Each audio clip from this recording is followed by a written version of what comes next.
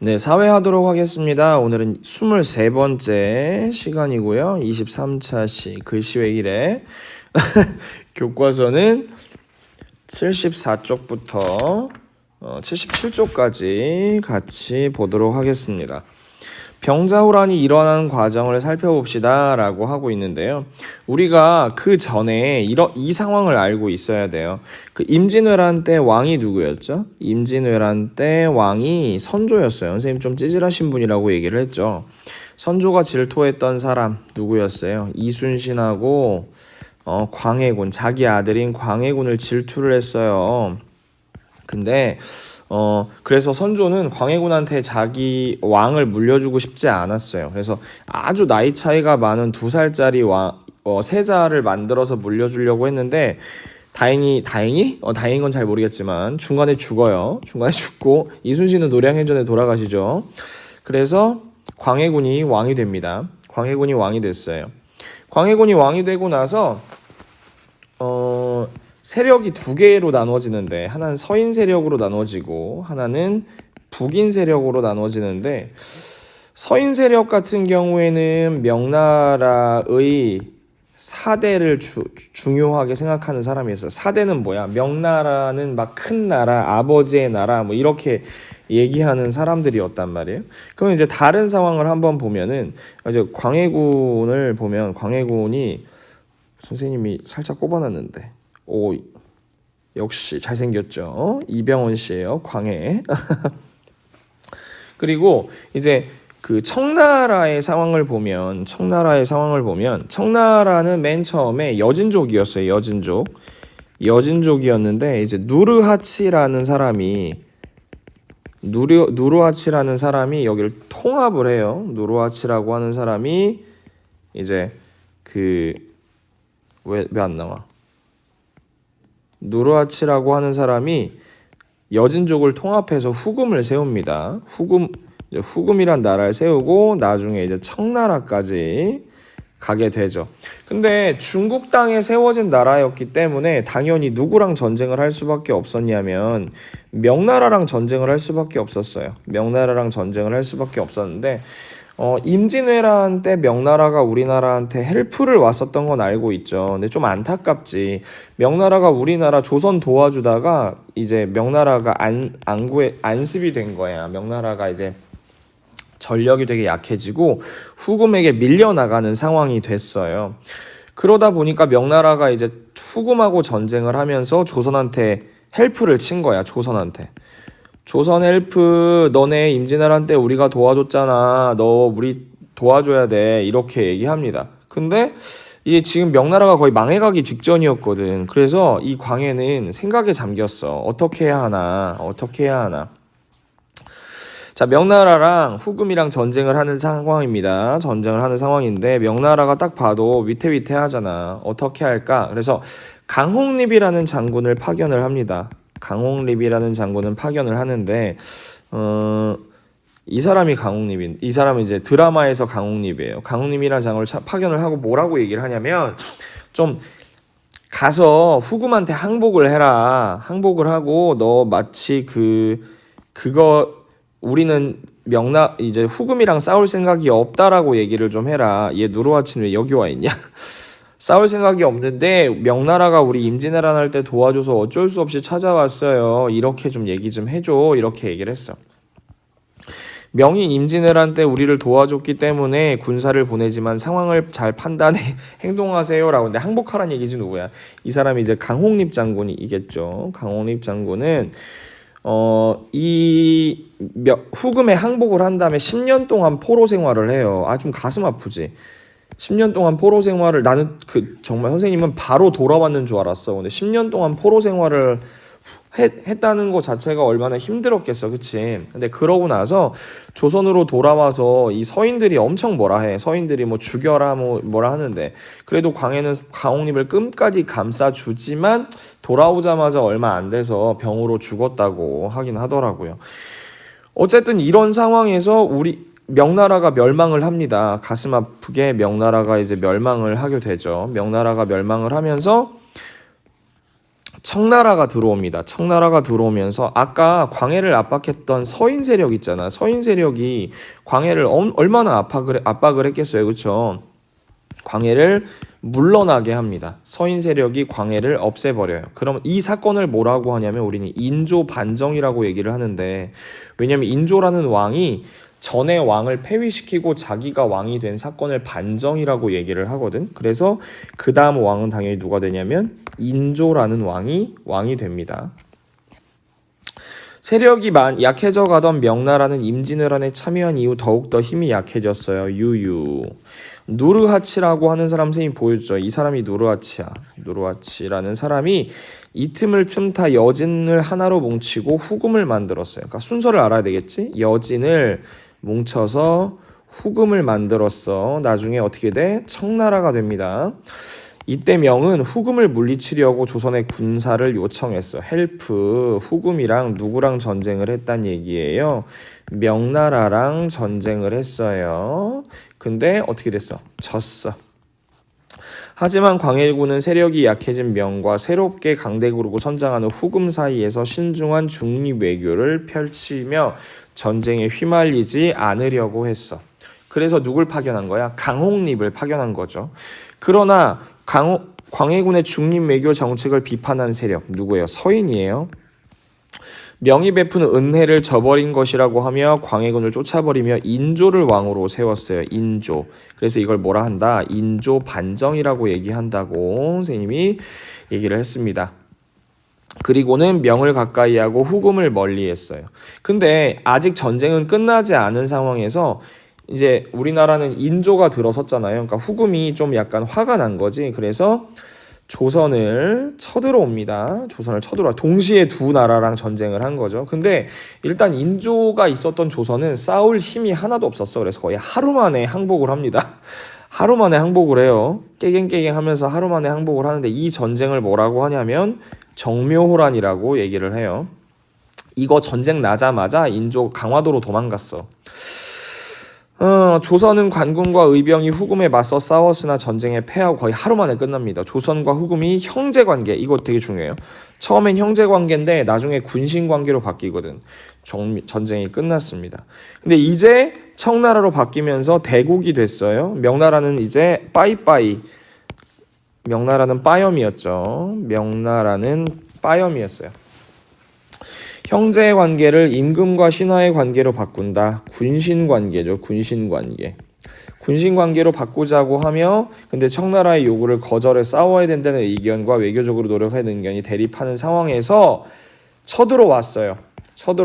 근데 쳐들어오는 사이에 거의 뭐 열흘 정도가 지났는데도 제대로 파악을 못하고 그래서 이제 되게 추운 겨울이었는데 그 여기가 한양이면 여기가 이제 강화도잖아. 여기 도망가려고 나왔단 말이야.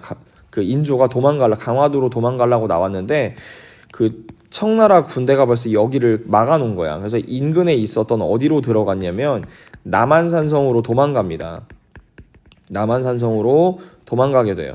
근데 여기를 도와주려고 왔던 그 지방에서 군대들도 이미 청나라한테 다 패했기 때문에 남한산성에 고립되게 됩니다.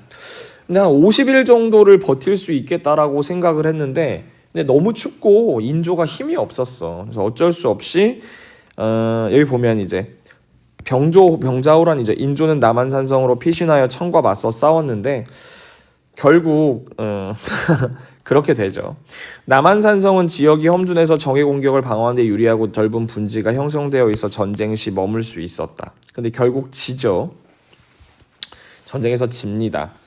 하지만 남한산성은 전쟁의 준비가 되어 있지 않았고 식량도 부족했어요. 성 안의 신하들은 청나라와 끝까지 싸워야 한다는 견해도 있었고 화해를 하자는 견해도 있었는데 너무 힘들었던 거지. 그래서 상황이 불리해지고 강화도가 함락되면서 강화도에 도망갔던 사람들도 있었거든. 피난가 있던 왕족과 대신들도 포로가 되었습니다. 결국 중요하죠. 인조는 남한산성에서 나와서 삼전도에서 청나라 태종에게 항복했습니다. 이걸 뭐라고 하냐면 우리는 이제 삼전도의 굴욕이다라고 얘기를 합니다.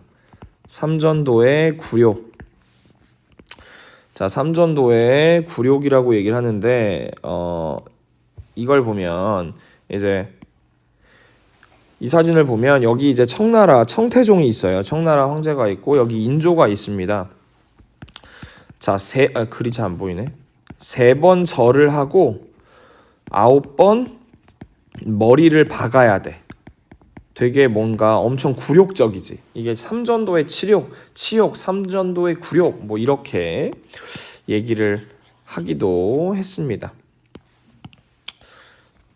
아무튼 그렇다고 합니다. 그리고 전쟁이 끝나고 나서 조선과 청은 임금과 신하의 관계를 맺게 되었고 소현세장과 복림대군 그리고 많은 백성들이 인질로 끌려갔습니다. 소현세자와 복림대군 얘기를 간단히 하자면 소현세자와 복림대군은 이제 인조의 아들이었어요. 세자는 당연히 그 다음 왕이 될 사람이었고 복림대군은 그냥 왕자였어요. 청나라의 둘 다 인질로 끌려간 상황에서 소현세자는 굉장히 청나라를 배워야 한다고 많이 생각을 했기 때문에 청나라의 문물을 받아들이려고 많이 노력을 했어요. 그래서 청나라를 약간 좀 사랑하게 되었죠. 그런데 이제 조선으로 돌아오자마자 이 소문이 인조한테 들렸겠지? 인조가 화가 났어. 인조가 화가 나서 뭐 소현세자한테 재떨이를 던졌다나 뭘 던졌대나 아무튼 그래서 소현세자를 엄청 싫어했대. 그래서 이 소현세자가 죽어요. 근데 소현세자가 죽을 때 뭐 눈, 코, 입, 귀에 검은색 피를 토했대나 막 이러면서 뭐 혹시 독살? 뭐 이런 소문도 있었어요. 그래서 소현세자는 왕이 되지 못하고 그대로 죽고 복림대군이 왕이 됩니다. 복림대군이 누가 왕이 되는데 그 왕이 뭐라고 하냐면 이제 효종이라는 왕이 되는데 효종은 청나라를 싫어했어요. 청나라를 싫어해서 청나라에 복수하자라고 많이 얘기를 해서 효종은 북벌론이라는 것을 많이 얘기를 했죠. 북쪽 나라를 벌해야 된다. 북벌론이라는 것을 주장을 했어요. 하지만 뭐 청나라와 조선 사이의 세력이 엄청나게 차이가 났기 때문에 북벌론을 실제로 실행하진 못했고 효종도 중간에 죽고 말죠. 내 가슴 아픈 그런 일이었습니다. 슬퍼요. 서울 삼전도비는 인조가 남한산성에서 내려와 청태종에게 항복한 사실을 기록한 비석이에요. 와, 되게 그래도 이런 걸 기록을 해놨네, 그지? 아무튼 슬픈 일이죠. 다음 글을 읽고 물음에 답해봅시다. 청군과 끝까지 싸워야 한다는 신하의 주장이에요. 왕세자를 인질로 보내어 항복하라는 청군의 요구를 받아들이지 않은 대신들에게 그대들은 한 나라의 신하로서 어찌 세자저하로 하여금 청나라의 군대에 인질로 들어가는 치욕을 겪도록 하는가. 맹세코 내 그대들을 죽여 없애 그대들과 이 세상에서 함께 살지 않겠다라고 김상원이란 사람이 얘기를 했어요. 왕세자는 이제 소현세자였죠. 같이 따라간 왕은 이제 복림대군이라고 얘기를 했어요. 꼭 기억해야 돼요. 여러분 역사적인 상식이니까. 청군과 싸움을 멈추고 화해하자는 신하의 주장. 신은 이제 신하를 얘기하는 거죠. 최명길이란 사람이 말하는 거예요. 청과 사이좋게 지내자는 말하는 것은 옳음과 그름을 따져보지 않고 겨우 이득과 손해를 따지자는 말만 해서 전하를 잘못되게 하려는 것이 아닙니다. 제가 생각해 보기로 우리나라의 힘은 약한데 청나라의 군사는 강합니다. 따라서 정묘호란의 결과 맺은 형제관계를 굳게 지켜 청나라의 화를 누그러뜨리고 그동안 너그럽고 착하게 백성들을 다스려 인심을 수습하고 성을 쌓고 양식을 저축해 군사력을 기르면서 저들의 틈을 엿보아야 하니 청나라를 물리치는 방법을 이보다 나은 것이 없다고 생각합니다. 일단은 그 예전에 했던 그런 그 형과 동생의 관계를 계속 잘 맺어야 된다 이렇게 얘기했는데 결국 이건 받아들여졌는지 받아들여지지 않았는지 잘 모르겠지만 어쨌든 군신의 관계로 바뀌죠. 군신의 관계로 바뀌게 되죠. 청나라와 끝까지 싸워야 한다는 주장 어떤 얘기였어요? 세자저하를 내보내면 자존심이 상하고 어쩌고 저쩌고 간단히 쉽게 말해서 그냥 죽기를 각오하고 싸워야 된다 이런 얘기를 하고 있는 것 같아요. 청의 요구를 받아들이지 않고 죽기를 각오하고 싸워야 한다.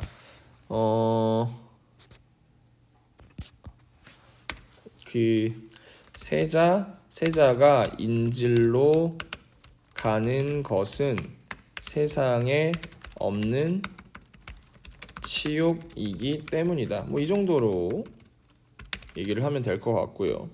천군과 싸움을 멈추고 화해하자는 신하의 주장과 근거는 지금은 상황이 좋지 않으니 잠시 물러나 있다가 힘을 더 길러서, 그치? 더 길러서 청을 물리쳐야 한다. 이렇게 얘기하는 것이죠. 뭐 근거라고 딱히 얘기하는 것도 지금 왜냐면 해볼게요. 왜냐면 지금 청나라의 힘은 무척 강하기 때문이다. 이렇게 얘기할 수 있을 것 같고, 두 주장을 비교 분석해보고 나의 입장을 정리해봅시다. 나의 입장도 마찬가지로 지금은 싸움을 멈추고 화해하자라는 입장인데, 왜냐면 지금 저쪽이 너무 강하잖아. 더 싸우다가는 왕족 및 신하는 물론이고 백성들이 심한 고통을 당할 것이기 때문이다. 힘을 더 길러서 나중을 도모하는 것이 좋을 것 같다. 이렇게 얘기하면 더 좋지 않을까요? 라고 하는 선생님의 생각입니다. 계속 좀 가슴 아픈 전쟁에 대해서 보고 있는데, 다음 시간은 어떤 걸 보는지 모르겠네. 다음 시간에 뭐 좀 더 재미있는 이야기를 한번 보겠죠. 오늘 여기까지 하고 마치도록 하겠습니다. 인사하고 마칠게요. 안녕.